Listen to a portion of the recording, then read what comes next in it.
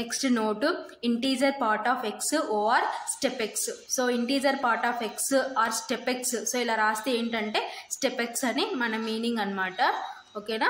So ఏం చెప్తుందో చూద్దాం. So integer part of 1 is equal to 1. ఓకేనా. సో ఇంటీజర్ పార్ట్ ఆఫ్ 1 దేనికి ఈక్వల్ అవుతుంది అంటే 1కి ఈక్వల్ అవుతుంది. ఇంటీజర్ పాయింట్ ఆఫ్ 1.1 కూడా 1కే ఈక్వల్ అవుతుంది అనమాట. So next integer part of 2.1 is equal to 2కి ఈక్వల్ అవుతుంది అనమాట. సో ఇక్కడ ఏదైతే పాయింట్కి ముందర ఉందో అదే ఈక్వల్ అవుతుంది. చూడండి ఇక్కడ ఇంటీజర్ పార్ట్ ఆఫ్ 1.1 అంటే 1కి ఈక్వల్ అయింది. పాయింట్కి ముందర ఏముంది 1 ఉంది కాబట్టి 1కి ఈక్వల్ అయింది. సో ఇక్కడ కూడా integer part of 2.1 is equal to 2కి ఈక్వల్ అనమాట. సో నెక్స్ట్ సో అది పాజిటివ్స్లో. నెక్స్ట్ నెగిటివ్స్ చూసినాం అనుకోండి. Integer part of -1.99. ఓకేనా. సో ఇలా ఇచ్చినప్పుడు ఏమవుతుందంటే ఒకటి యాడ్ అవుతుంది అనమాట. సో -1. సో -1కి ఒకటి ఇంక్రీజ్ అయితే -2 అనమాట. నెగిటివ్స్లో అనమాట. సో నెగిటివ్స్లో సో ఇలా వస్తుంది అనమాట. ఇంటీజర్ పార్ట్ ఆఫ్ -1.99 దేనికి ఈక్వల్ అంటే -2కి ఈక్వల్ అనమాట. So next integer part of 1.9 is equal to, so పాయింట్కి ముందర మనకి ఏముందంటే 1 ఉంది కాబట్టి 1కి ఈక్వల్. సో ఇది పాజిటివ్స్లో. ఓకేనా. Next integer part of 1.9999 is equal to 1. So ఇది కూడా పాజిటివ్నే కాబట్టి పాయింట్కి ముందర ఏది ఉందో అది వస్తుంది అనమాట. ఓకేనా. So next integer part of -1.1 is equal to, so నెగిటివ్స్లో ఒకటి ముందుకు వెళ్ళిపోతుంది అనమాట కాబట్టి -2 వస్తారు. ఓకేనా. సో ఇవి integer part of X or step X అనమాట. ఓకేనా.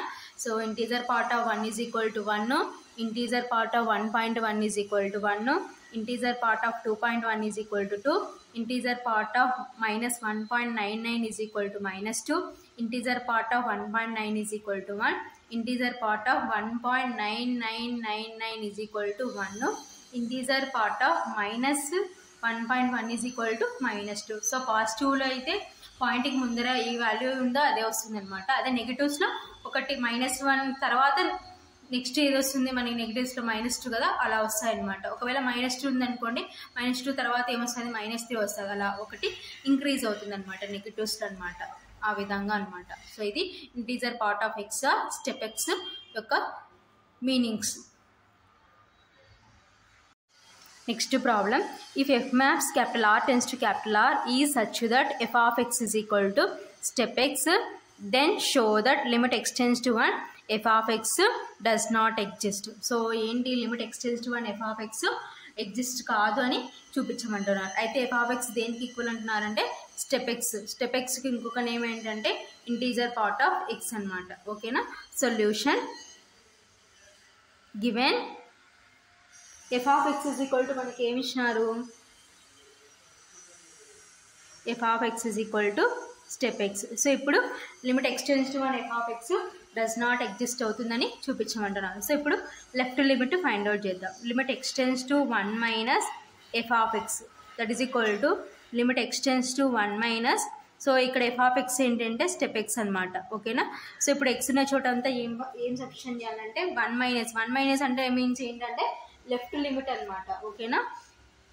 సో సబ్స్టిట్యూట్ చేస్తే 1 minus that is equal to, so దీని వాల్యూ ఏమవుతుందంటే 0. సో 1 మైనస్ అంటే లెఫ్ట్ లిమిట్ సబ్స్టిట్యూట్ చేసేటప్పుడు 0కి ఈక్వల్ అవుతుంది. సో ఇక్కడ లెఫ్ట్ కాబట్టి. ఓకేనా. So next right limit find out చేద్దాం. ఇలాగే limit x tends to 1 plus f of x that is equal to limit x tends to 1 plus f of x ఏంటంటే step X. So ఇప్పుడు x ఉన్న చోట అంతా 1 plus replace చేసినాం అనుకోండి. So right కాబట్టి సో ఇక్కడ ఏదైతే వాల్యూ ఉందో అదే అవుతుంది అనమాట. సో అదే లెఫ్ట్ ఉంది కాబట్టి 0 అవుతుంది. ఓకేనా. సో ఇప్పుడు లెఫ్ట్ లిమిట్ ఏమో 0కి ఈక్వల్ అయింది, రైట్ లిమిట్ ఏమో 1కి ఈక్వల్ అయింది కాబట్టి therefore limit x tends to 1 minus f of x is not is equal to limit x tends to 1 plus f of x. Therefore so left limit is not is equal to right limit కాబట్టి therefore limit x tends to 1 f of x does not exist. ఓకేనా. So limit x tends to 1 f of x exist కాదు, limit x tends to 1 f of x does not exist.